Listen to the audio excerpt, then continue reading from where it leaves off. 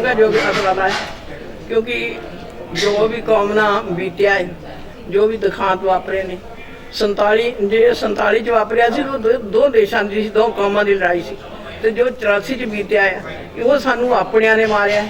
आज़ाद हिंदुस्तान च जिहदे वास्ते असीं जंगां लड़ते रहे, आज़ादी दी, मेरे पिता जी फ्रीडम फाइटर सी, जिहदे वास्ते सजावां कट के आज़ादी हासिल की, उस आज़ाद हिंदुस्तान च उस राजधानी उन्हों का खून ही लोया गया, जबकि इस वक्त भी मेरा हसबैंड आर्मी गन फिटर ते सेवा कर रहे सी। ऐसे साडा कोई दोष नहीं, दोष सिर्फ ये सी भी असीं सिखां दे घर जन्म लिया सी।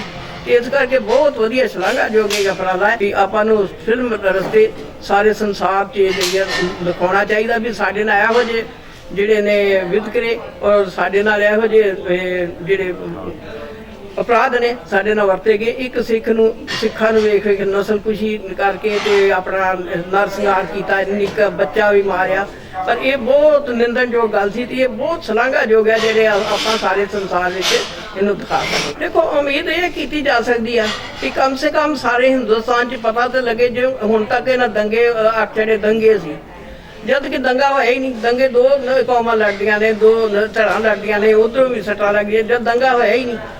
ये तो एक नरसंहार सी। इहदा उम्मीद ये है भी सानू हर कोने दे विच ये जिहड़ी फिल्म आ विखानी चाहिदी आ ते अपने देशवासियों नूं विखाना चाहिदा वा कि इन्हां दे घिनौने कार्य किस तरीके दे। 47 जिहड़ी है ते 47 दो देशां दी गल सी, दो कौमां दी गल ते उधरों उजड़ के इधर नूं आ गए ते हुण आज़ाद हिंदुस्तान दे विच उस राजधानी दे अंदर जिहड़े आज़ादी दी लड़ाइयां लड़न वाले सी, जेलां कट्टियां, जुर्माने ते इस वे भी वो देश सेवा कर रहे थे, ना तो पिता की कुर्बानी काम आई ते ना पति की सेवा, क्योंकि सानू उस मौत इस करके दिती गई कि असीं सिखां दे घर जन्म लिया सी, उहदे कोल साडा कोई है नहीं। वाहिगुरू जी का खालसा, वाहिगुरू जी की फतेह। कहानी तो इन्नी लंबी है कि ये कई दिन करते रहिए तो ना मुके। पहली तरीक नूं मैनूं पता लगा सी कि जिहड़े फौजियां दी गड्डी पिछों आ रही है, जिहड़े सिख फौजी विच आ रहे हैं ते पालम स्टेशन ते ला के 9 बजे 30 तरीक 31 नूं तो कोई गल नहीं हुई ते सवेरे 9 बजे जदों प्रधानमंत्री बन गया राजीव गांधी आर्डर होए कि जिहड़े लीडर लोग सी इन्हां ने एक ग्रुप बनाया सी, एक लिस्ट सी इन्हां दे कोल जिस तरह सिखां दे घर दी लिस्ट, ये निशानदेही पहलों आण के करते सी। उस तो बाद कई मुंडिया ने घर में वाट के मारने वास्ते तो मेरे भाई पिता जी फ्रीडम फाइटर सी, मैं मुंडिया ने समझाया, मैं कहा देखो असीं कांग्रेसी हाँ, मेरे पिता जी फ्रीडम फाइटर सी, हसबैंड मेरा आर्मी च काम करता है तो असीं कांग्रेसी हैं।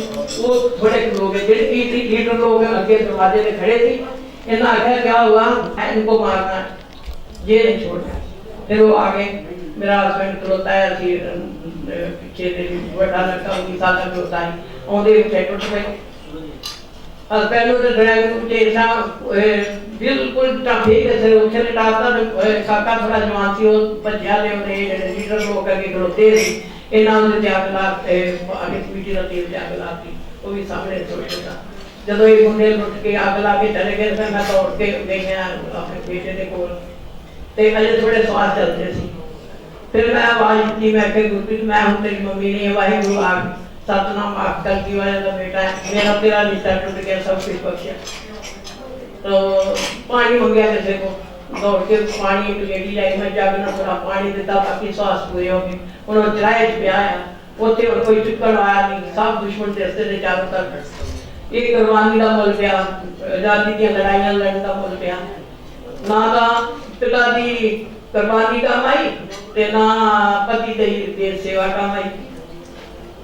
जब मैं दौड़ के गई है भगवान के मंजी चुकी, वो किसी दो मोटे से एक और साडा रिश्तेदारी सी, उन्होंने चुप के मैं मंजी अंदर कर ली। 6 बजे जब रोज चौकी गई है, मैं मोटी मोटी खानी रखती हूँ, मेरी 125 बयानी हुई। जब अंदर चढ़ते हैं पुलिस चौकी गई है, तो उसे पुलिस अफसर जी मैं कहा भाई साहब देखो मेरे घर में इतना मेरा पति मारता, और भी लोग बड़े कार लुटने, तो वो अफसर आखने लगा भी भागो भागो यहाँ से, ये किस की सुनेंगे, अभी तो मारे हैं बहुत मरेंगे, तो बहुत मारते किस सुनेंगे, जब सब मर जाएंगे इकट्ठा होगा सबका।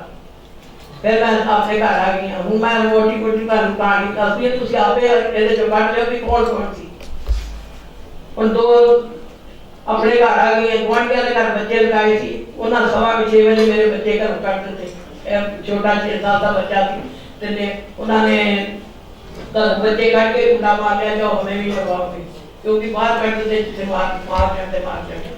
फिर ये घर आ गए, ये रोन लगे, मैं चुप कर दो, डैडी कौन बनेगा, भैया कौन बनेगा, रोने मैं चुप कर दो, नहीं बाहर आवाज चली गई, आपके कट जाएंगे। रात में मंजे रहना, कोठे से टिका देता, आप कभी पति के सराहने बैठ के पाठ कर जावा, कभी पोत के सराहने बैठ गई, तो कभी कोठे से जाके दौड़ के अपने बच्चे वेखा, ठंड में सुटे से कोठे ऊपर। ਜਦੋਂ ਸਵੇਰੇ 8-9 ਵਜੇ ਦਾ ਟਾਈਮ ਹੋਇਆ, 3 ਭਰਾ ਮੇਰੇ ਸਾਹਮਣੇ ਜਾਟਾਂ ਨੇ ਘਰ ਚੁੱਕੇ ਹੋਏ ਸੀ, ਐਮਬੀਐਸ ਦੇ ਠੇਕੇਦਾਰ ਸੀ। ਉਹਨਾਂ ਨੇ ਵੇਖਿਆ ਵੀ ਗੁੰਡੇ ਰਾਤ ਜਿਹੜੇ ਸਾਰੇ ਹਾਕਰਾਂ ਮਾਰਦੇ ਚਲੇ ਗਏ ਘਰੋਂ ਘਰੀ, ਆਪਣੇ ਆਪਣੀ ਕਰੀ ਤੇ 2 ਤਰੀਕ ਸਵੇਰੇ ਉਹਨਾਂ ਨੇ ਸਾਹਮਣੇ ਮੇਰੇ ਬਾਹਰੋਂ ਤਾਲਾ ਲੱਗਾ ਸੀ, ਉਹ ਹਿੰਦੂਆਂ ਦੀ ਔਰ ਤਾਲਾ ਮਾਰ ਕੇ ਸਾਰਾ, ਕਿਉਂਕਿ ਸਾਰੀ ਰਾਤ ਦਰਵਾਜ਼ੇ ਬੰਦ ਵੀ ਠੇਕੇਦਾਰ ਇੱਥੇ ਹੀ ਆ। ਜਦੋਂ ਉਹਨਾਂ ਵੇਖਿਆ ਹੁਣ ਕੋਈ ਨਹੀਂ, ਤੇ ਵੱਡੇ ਭਰਾ ਮੇਰੇ ਨੇ ਮੇਰੇ ਘਰ ਦੇ ਸਾਹਮਣੇ ਉੱਤੇ ਛਾਲ ਮਾਰਦੀ ਕੋਠੇ ਤੋਂ, ਤੇ ਛੋਟਿਆਂ ਨੇ ਪਿੱਛੇ ਮਾਰਦੀ, ਬਸ ਅਜੇ ਕੋਠੇ ਤੋਂ ਛਾਲ ਮਾਰਦੀ ਦੇਖ ਕੇ ਆਂਢੀ ਗੁਆਂਢੀ ਸਾਰੇ ਨਿਕਾਏ ਕਾਪਟਰ ਭਾਗ ਵਾਲਾ ਜਿਹਨਾਂ ਨੂੰ ਬਰਕੈਤ ਹੋਈ। अगर लगे ठेकेदार पास चले, बस देर भागो भागो तगो डांगा लेके जाए, तो मिट्टी का तेल जाता उस उत्ते पा के मेरे घर के सामने तेड़ी कर दूंगा, छोटे पीछे मार देते। वीरो फिर मैं 9 बजे दोबारा 2 तरीक में मैं कहा हुन ते जाके पुलिस आ जाए, मैं कहा उत्ते साथ बहुत भागे, उत्ते घेर लगे हुन 10-11 ते जाले सजे मार आया सी पार्क दे विच। मैनू एक मुंडा सी है सिखां दा सी, बोलना सी अटल का कि आंटी इत्थे ओ सामने, मैं कहा कोई सुनता नहीं गल, की करिए मनजीत, कहंदा ओ सामने सज्जन कुमार आया, क्योंकि पहलों भी मेरे भरावां दोस्त सी, थोड़े दिन अगों घर आया, तो तुसीं ओनूं कहो मदद करेगा। सरकार हुण 2 दिन हो गए लाश पईयां, सरकार नहीं करता कोई। जे मैं 5-10 मिनट खलोतियां, ये पार्क जो बाहर आया, उसकी जीप भी उत्थे खलोती सी, ਇਹਨੇ ਪੁਲਿਸ ਦੀ ਜੀਪ ਤੇ ਪੈਰ ਰੱਖ ਕੇ ਮਾਈਕ ਫੜ ਕੇ ਤੇ ਇਹ ਐਲਾਨ ਕੀਤਾ ਕਿ ਸਿੱਖ ਸਾਲਾ एक नहीं बचना चाहिए, ਜਿਹੜੇ ਹਿੰਦੂਆਂ ਨੇ ਸਿੱਖ ਲਗਾਏ ਨੇ उनके घर भी जलाओ, उनको भी मार, अगवाई सब कुछ दस आएंगे। फिर वीरो 10-11 बजे एक सिख रेजिमेंट की गड्डी आई, एक मेजर जादव एमईएस का जो मेरे वीरों का दोस्त वो जीप दो लेके आया, वो मेनू कहने लगा भी इत्थे बैठो, जगह पर चाहिए 2 विधवा रह गए सी, उन्होंने भी लभ के बिठाया, मेरे 4 बच्चे, मैं जाती नहीं सी। और मेजर साहब कहने लगे जे इत्थे कोई नहीं ना सुनता, ते आदमी मैं अपना आदमी चुक लेंगे ने, तो तुसीं अपने दफ्तर जाके आदमी चुकाओ, वो आण के संस्कार कर देंगे, वो चुकणगे। अज 2 तरीक हो गई है, लाशां कर पईयां, बच्चे मैं परेड ग्राउंड ते छड्ड दित्ते जिथे मिलिटरी कैंप दे विच, ते मेजर भाटिया लैके मैनूं दफ्तर गया। जब दफ्तर गया तो मैनू वेटिंग रूम च बिठाता, और चक्कर लाउन गया तो मेजर भाटिया कहने लगा बहन जी खुशी की बात है, जनरल साहब आए हुए हैं, क्या आपकी बात सुनेगी। मैं कहा ठीक है, मैंने चलो कोई मेरी बात सुनेगा, 2 दिन हो गए संस्कार हो जाएगा। फिर 2 घंटे मीटिंग चलती रही, जो 4-5 बजे तो मेजर भाटिया आया, बहन जी चलो। मैं कहा भैया क्या कर रहा, मैं जरा काम कर रही, मेरी बात तो करो जनरल साहब से। कहना बहन जी चलो। मैं कहा भैया क्या कर रहा, मेरी बात करना। कहना बहन जी वो तो गए। मैंने कहाँ गए, मैं तो मेन गेट पे मैं खड़ी, इधर से जीप गई। कहना बहन जी एक पीछे गेट है, वो उधर से चले गए। ਹੁਣ ਤੁਸੀਂ ਆਪੇ ਸਮਝ ਲਓ ਕਿੱਥੋਂ ਤੱਕ ਇਹਨਾਂ ਦੀ ਮਸ਼ੀਨਰੀ ਕੰਮ ਕਰਦੀ ਸੀ। फिर मेजर भाटिया कहना बहन जी चलो। मैं कहाँ जाओ बताओ। मैं भैया घर छड़ के आना, घर तो नहीं जाऊंगा, मेरी सिविल गड्डी है। उन्होंने पता लग गया कोई इतना गल सुनवा नहीं, मेरी सिविल गड्डी है, मेरी सिविल ड्रेस है, मेरे को जला देंगे, मैं आपका रिश्तेदार हूँ। और बताओ। मैं परेड ग्राउंड चलाया तो 2 तरीक रात में परेड ग्राउंड चलाया। ਉੱਥੇ ਖਲੋਗੀ ਮੇਜਰ ਜਾਦੋ ਨੇ ਜਾ ਕੇ ਕਿਹਾ ਕਿ ਉਹ ਆਉਂਦੀ ਨਹੀਂ ਤੇ ਤੁਸੀਂ ਜਾ ਕੇ ਉਹਦੇ ਨਾਲ ਗੱਲ ਕਰ ਲਓ। ਮੇਜਰ ਜਾਦੋ ਆਇਆ। मैं कहा भैया ਮੈਨੂੰ ਬਾਹਰ ਛੱਡਿਆ कर कोई आखिरकार बैठे मैं तो नहीं छोड़ने जाऊंगा। मैं सुबह लैंड गया थी और छोड़ने जाऊंगा क्योंकि मैं अपना रिश्तेदार हूँ, वर्दियां आए कोई देख रही चला रहे तो मैं छोड़ने नहीं जाऊंगा। फिर मैं उन्हें ना कर लूँगी, मैं लेने के गए। फिर एक कर्नल सरदार पर अपडेट करवा गया थी वो अपने जमाना। वो कहते थे कर्नल साहब से बोलो जी, वो कहेगा तो छोड़ो। मैं दौड़ के कर्नल साहब को गई, सारी गल दसी। ਵੀਰ ਜੀ ਇਸ 2 ਦਿਨ ਹੋ ਗਏ ਲਾਸ਼ਾਂ ਪਈਆਂ ਨੇ, ਇਹ ਲਿਆਇਆ ਛੱਡਣ ਨਹੀਂ ਜਾਂਦਾ। ਉਹਨੇ ਮੈਨੂੰ ਸਮਝਾਇਆ ਕਿ ਤੂੰ ਅੱਗਾ ਲੱਗੀਆਂ ਜੇ ਮਾਰ ਕਟਾਈ ਹੁੰਦੀ ਕਾਰਪੈਂਟ ਚੱਲਣ ਦੀ, ਫਿਰ ਉੱਥੇ ਚੱਲੇ ਵੀ ਗਏ ਇਹਨਾਂ ਪੁੱਛੋ ਮੈਂ ਮਰਨ ਜਾ ਰਹੀ ਹਾਂ, ਤੁਸੀਂ ਮੈਨੂੰ ਕੋਲ ਛੱਡ ਗਿਆ। ਮੇਰਾ 2 ਤਰੀਕ ਰਾਤ ਨੂੰ ਮੈਨੂੰ ਪੁਲਿਸ ਚੌਕੀ ਤਾਰਿਆ, ਕਹਿੰਦਾ ਕਾਰਨੀ ਜਾਊ ਪੁਲਿਸ ਚੌਕੀ ਚ ਤਾਰਿਆ।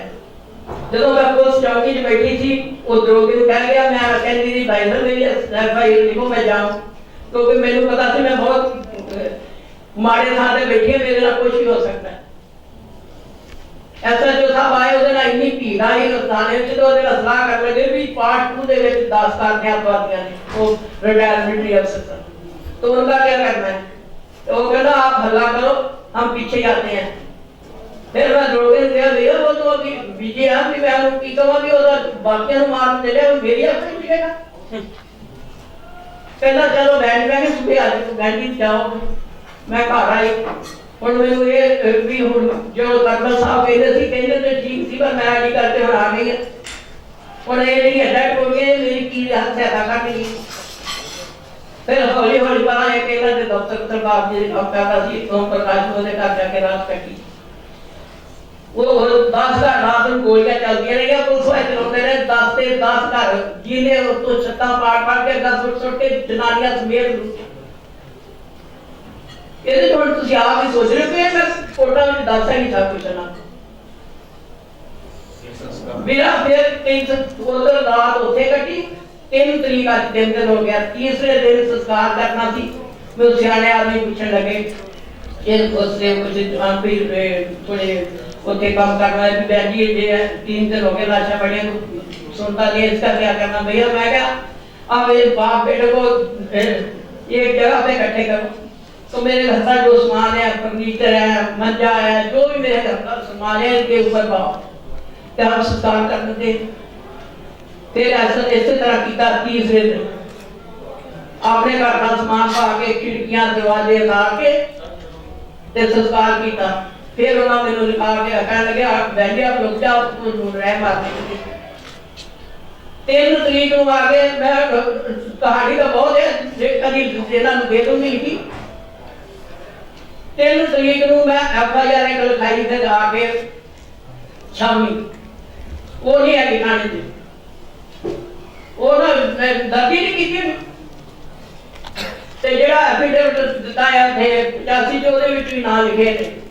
30 साल उन्होंने कोई 28 साल नहीं पूछा। फिर CBI ने इंक्वायरी की ते हुण केस चलाए।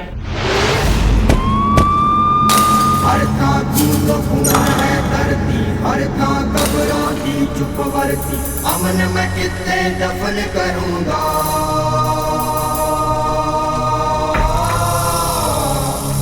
मैं किसनू वतन कहूँगा, मैं किसनू वतन कहूँगा।